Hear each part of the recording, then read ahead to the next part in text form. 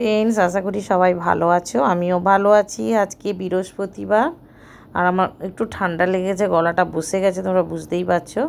আজকে তো ঈদের ছুটি ছিল, তাই একটু তাড়াতাড়ি রান্না বান্না করলাম।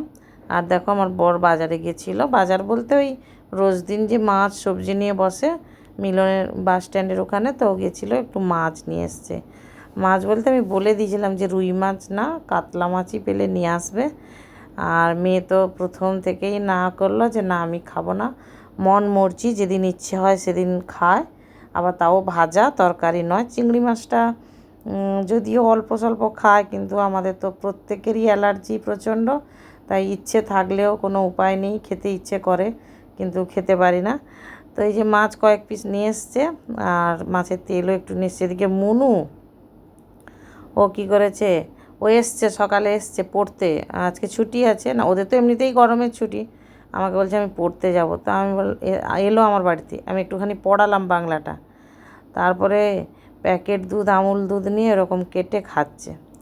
এদিকে দেখো কি রান্না করব। আজকে ইচ্ছে হলো যে কচু, আলু আর মাছ দিয়ে একটু মাখা মাখা ঝোল করব, আর মেয়ের জন্য কুমড়ো ভাতে দেব, আর হচ্ছে বেগুন ভাজবো।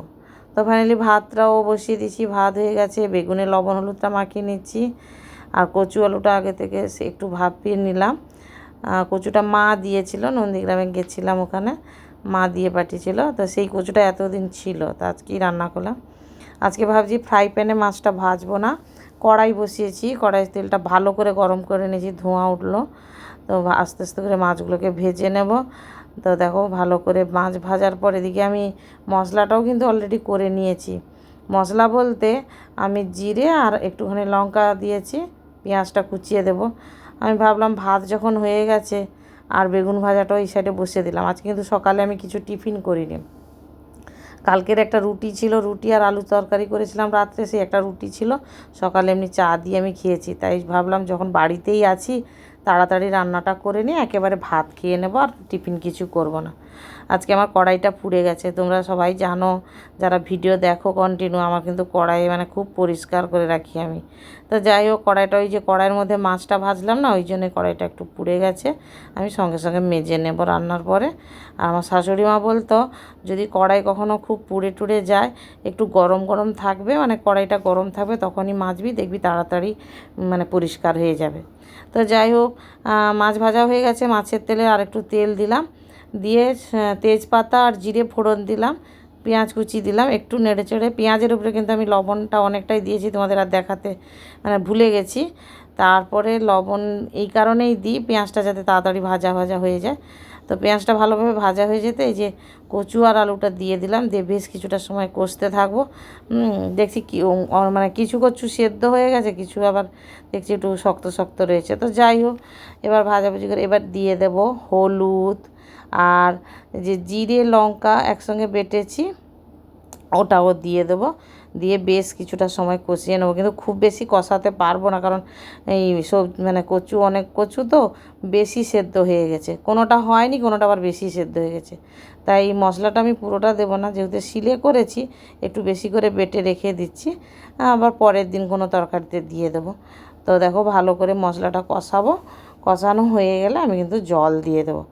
আর এদিকে মেয়েরও শরীর খারাপ ছিল, আমারও শরীর খারাপ, তাই জন্য আমি তোমাদের সঙ্গে কোনো ভিডিও শেয়ার করতে পারিনি।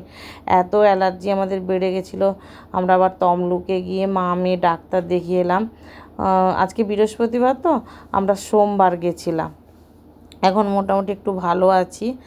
তো এদিকে ঝোলটাও ফুটে গেছে, মাছটাও দিয়ে দিলাম, আর কচু খেতে খুবই ভালো লাগে।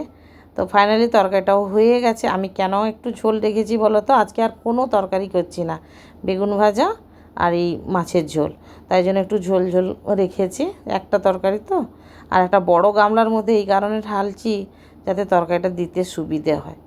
তো তোমরা তরকারিটা কালার দেখেই বুঝতে পারছো নিশ্চয়ই, তরকারিটা সত্যি খুব ভালো হয়েছিল। তো রান্না বান্না তো প্রায় শেষের পথে, এখন ঘড়িতে বাজে 11টা 10। আর আবারও বলি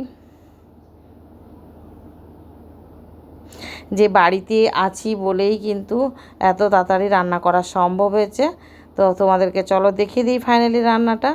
এই তো সাদা ভাত, ভাত একটুখানি বেশি করেছি, কারণ ভাবছি আজকে ভাত মানে একটু বাড়লে জল ঢালবো। বেগুনটা ভেজেছি, আর এই যে মাছের তেল, ভাজা রয়েছে, 1 পিস মাছ ভাজা রয়েছে। কারণ যদি আমাদের মনুরানি আসে যদি, তাহলে আমি ওকে মাছ ভাজা দেবো। আর মাছের তেল একটু ভেজেছি, সঙ্গে একটু তেলও রেখে দিয়েছি। আর মেয়ের জন্য কুমড়ো ভাতে দিয়েছিলাম, কাঁচা পেঁয়াজ দিয়ে মেখে রেখেছি। লঙ্কা ভাজাটা ফুরিয়ে গেছে, আমি ভাজবো, তারপরে ওকে মাখিয়ে দেব। আর এই যে মেন যেটা রান্না আজকে, কচু আলু দিয়ে মাছের ঝোল। আর আমি তোমাদের বললাম না যে আমি আজকে দুপুরে সকালে টিফিন করিনি, তাই আমি ভাতও নিয়ে বসে পড়লাম। আর এটা দেখো নিমকুশি ভাজা, মানে নিমকুশি বলতে একেবারে নরম যে নিম পাতাগুলো, সেগুলো একটুখানি তেল দিয়ে ভালো করে কড়াইতে ভেজে একটু লবণ দিয়ে আমি করে রেখেছিলাম। কালকেও খেয়েছি, আজকেও খাচ্ছি। মানে এবারে না আমার তেতো খাওয়াটাও একটু কমও হয়ে গেছে, আমি বুঝতে পেরেছি। তো যাই হোক, এখন আমি খেয়ে নিই, খাওয়া দাওয়ার পর বাকি কাজগুলো সব করব। অনেক কাজ রয়েছে, গ্যাস মোছা হয়নি এখনও। কলতলায় কিছু বাসন মেজেছি, কিছু বাসন আছে। এদিকে মেয়ে বলছে যে আমি একটু পটল বেটে খাবো, মানে পটলটাকে কুচি কুচি করে কেটে ফ্রাই প্যানে দিয়ে একসঙ্গে রসুন দিয়ে ভালো করে ভেজে, তারপরে ওই জিরে, কালো জিরে ফোড়ন আর এই রসুন দিয়ে ভালো করে একসঙ্গে সব কিছু বেটে নিয়েছে, পটল বাটা। এদিকে আমার বরেরও স্নান হয়ে গেছে, চলে এসেছে, খেতে দিয়ে দিলাম। স্নান করে এলাম, আর পুরো মানে স্নান করে এলে তো আরও বেশি গরম লাগে, পুরো ভিজে গেছি। এবারে একটু বসবো, আর তারপরে আবার বিকেলবেলা যখন চা খাবো তোমাদেরকে দেখাবো সব কিছু। এখন একটু রেস্ট নিই।